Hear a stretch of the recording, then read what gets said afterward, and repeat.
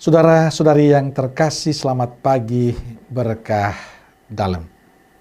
Sudah kita memberi senyum hari ini, Sabtu 6 Agustus 2022. Pesta Yesus menampakkan kemuliaannya. Dan hari ini juga adalah hari Sabtu Imam. Doakanlah kami para imam agar setia melayani Tuhan. Salam sukacita dan salam sehat untuk kita semua. Mari kita awali permenungan kita hari ini dengan tanda kemenangan Kristus. Dalam nama Bapa dan Putra dan Roh Kudus. Amin. Permenungan kita diambil dari Injil Lukas bab 9 ayat 28b sampai 36. Yesus membawa Petrus, Yohanes dan Yakobus lalu naik ke atas gunung untuk berdoa. Ketika ia sedang berdoa, rupa wajahnya berubah dan pakaiannya menjadi putih berkilau-kilauan. Dan tampaklah dua orang berbicara dengan dia, yaitu Musa dan Elia. Keduanya menampakkan diri dalam kemuliaan dan berbicara tentang tujuan kepergiannya yang akan digenapinya di Yerusalem. Sementara itu Petrus dan teman-temannya telah tertidur. Dan ketika mereka terbangun, mereka melihat Yesus dalam kemuliaannya. Dan kedua orang yang berdiri di dekatnya itu.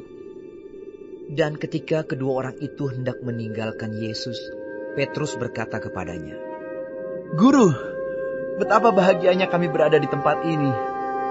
Baiklah kami dirikan sekarang 3 kemah. 1 untuk engkau, 1 untuk Musa, dan 1 untuk Elia." Tetapi Petrus tidak tahu apa yang dikatakannya itu.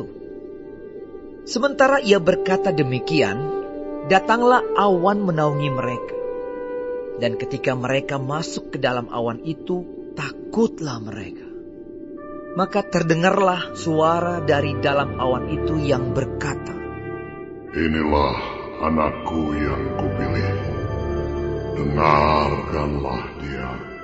Ketika suara itu terdengar, nampaklah Yesus tinggal seorang diri, dan murid-murid itu merahasiakannya.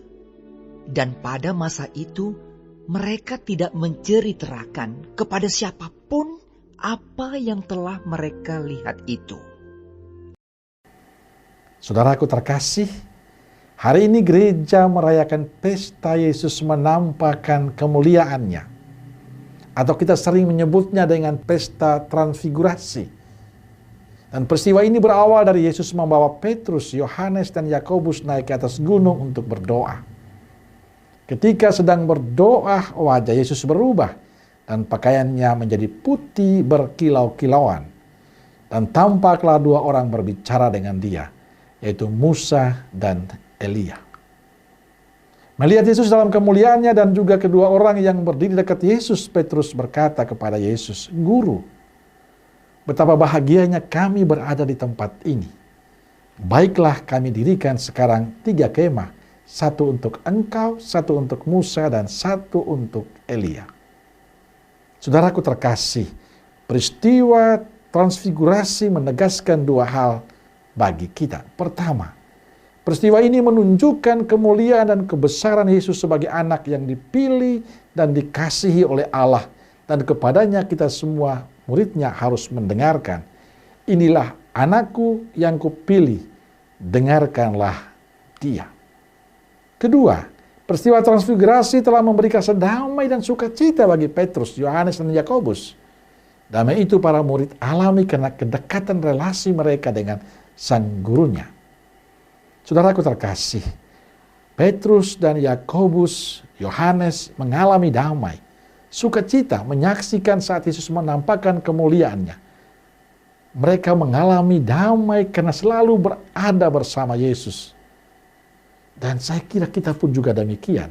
Kita bisa mengalami damai, mengalami sukacita kalau kita selalu dekat dengan Tuhan.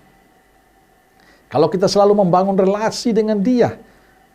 Tapi masalahnya kita selalu menghindar dari Tuhan. Kita selalu mengambil jarak dengan Tuhan. Dengan berbagai alasan yang kita buat.